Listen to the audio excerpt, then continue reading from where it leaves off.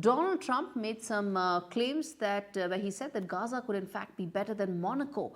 And Donald Trump, who's the Republican presidential nominee, he said that Gaza has the best location in the Middle East, and he mentioned and said that it could in fact be better than Monaco.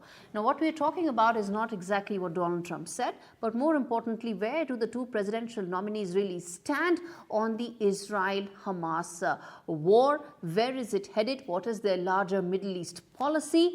And that's exactly the big discussion we're going to have. But first take a look at this report, viewers, that tells you exactly why this is our first topic of discussion today. Donald Trump's understanding of Middle East geography is under fresh scrutiny after he asserted that he had visited Gaza, despite there being no proof of him ever going to the conflict-ridden Palestinian area. He even suggested Gaza could be rebuilt better than Monaco, the Mediterranean haven for the super-rich. The Republican presidential candidate made the comments in an interview with conservative radio host Hugh Hewitt, who asked him whether the coastal enclave, devastated by Israel's year-long military offensive, could be another Monaco if it was rebuilt the right way. Trump, a former real estate developer, claimed he had been there and described Gaza as a rough place. However, the New York Times reported that there is no record of his visiting Gaza, either during his presidency or as a businessman. A campaign official, meanwhile, clarified that Trump was actually referring to Israel, which he visited, along with the West Bank in 2017. Asked to provide further explanation, a Trump campaign spokesperson responded in an email statement that the former US president has been to Gaza previously, although she did not say when.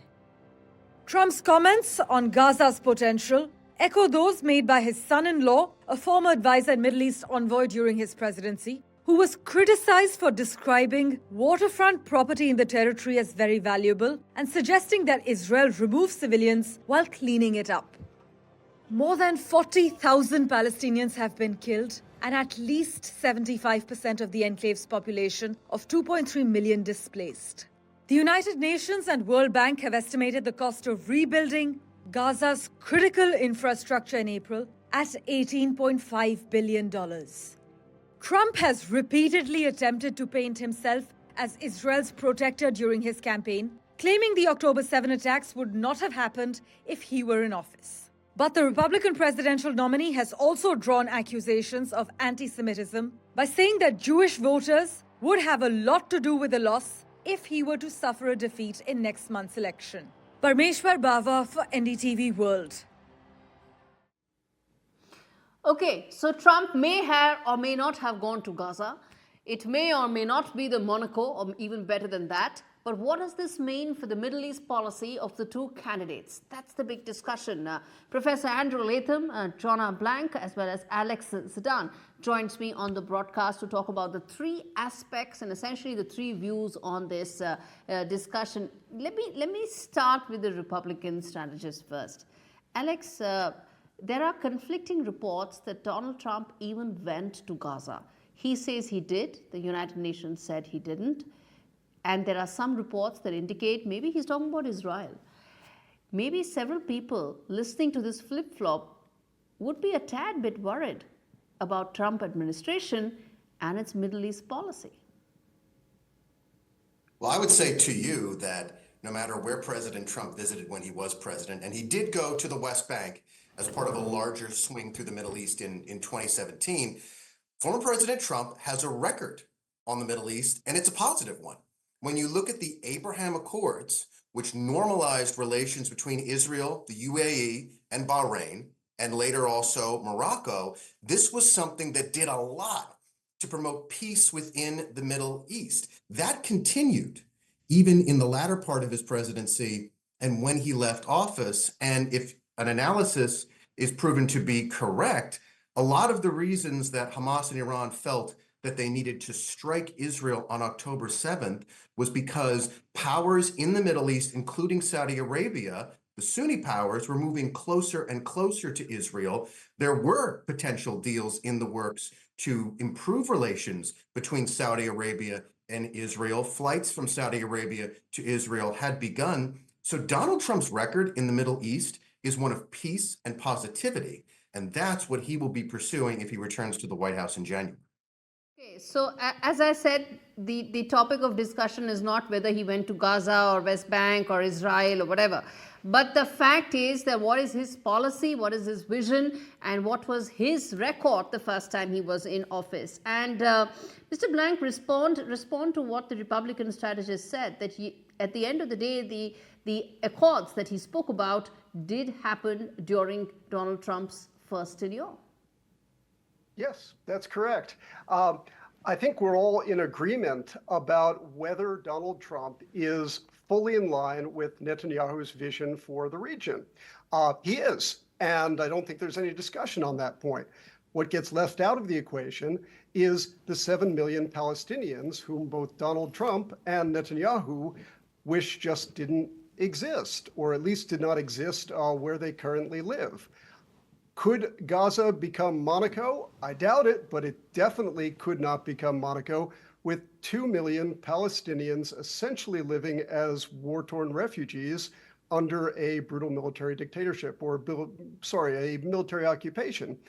And that's the vision for the region that both Donald Trump and Netanyahu have for the future.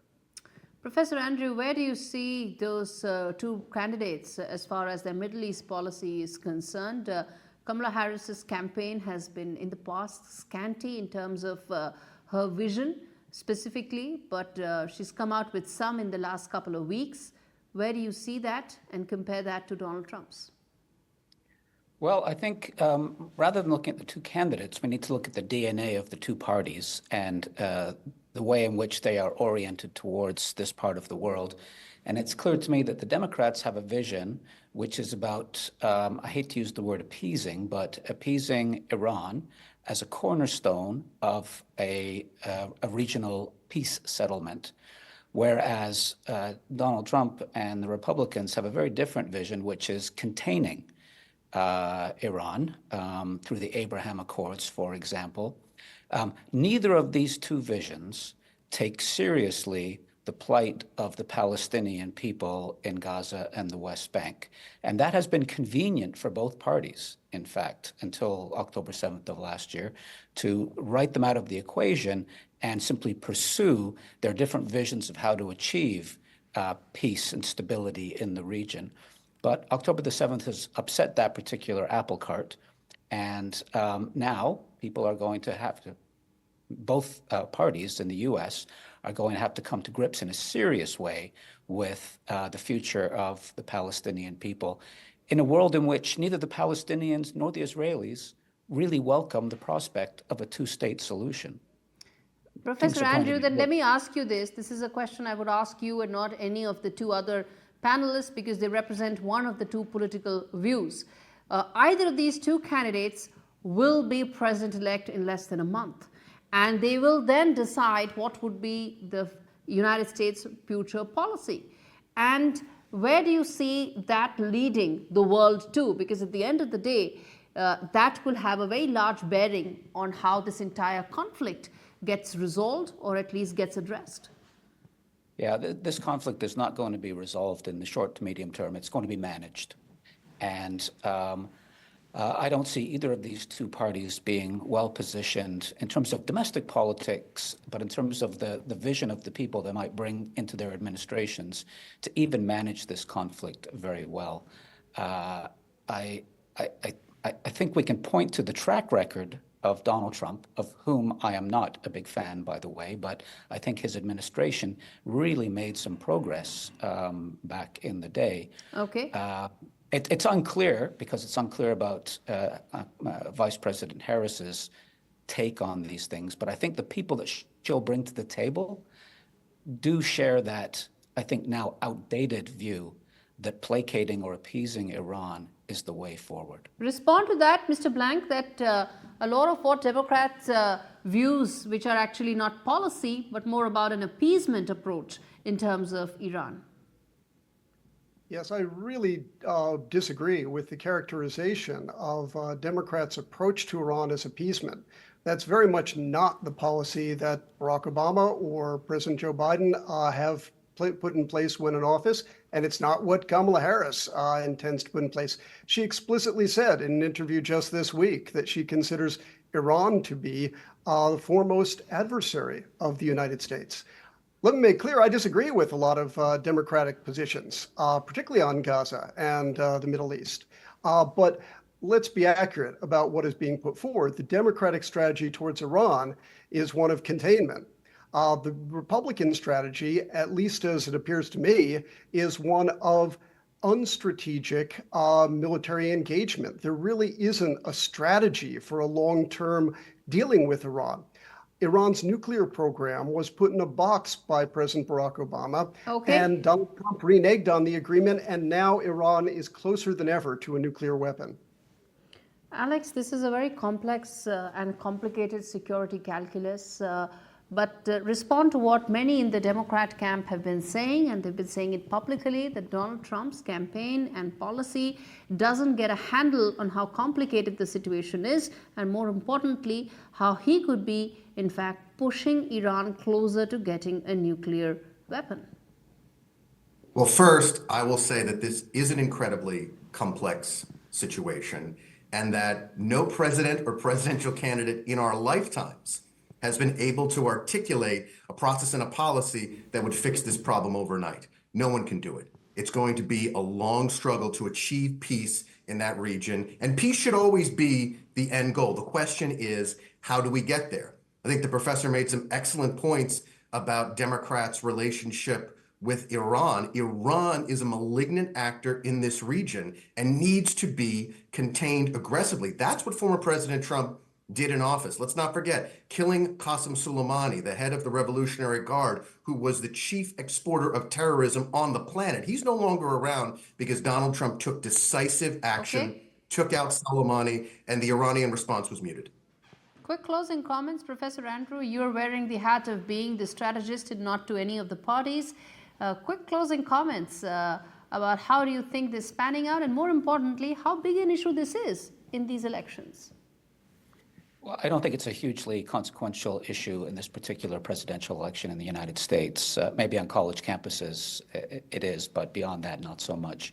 I would echo some of the comments about from my colleagues that this is a situation that has to be managed in the short term and can only be resolved in the medium to long term, if it can be resolved at all. I personally think that Iran is a malignant actor in the region, that there is no deal to be done with Iran. And although I don't like the terms containment or appeasement because they are specific to a particular historical moments, Iran needs to be blunted. And its malignant influence needs to be blunted. And there is no deal to be done with Iran in the short term. All right, who knows? There's still 26 days to go. Maybe the regime that is facing serious issues in terms of illegitimacy and great unrest in its own country could actually be threatened significantly before these elections conclude. Thank you so much, gentlemen, for taking out the time and speaking to me on this show.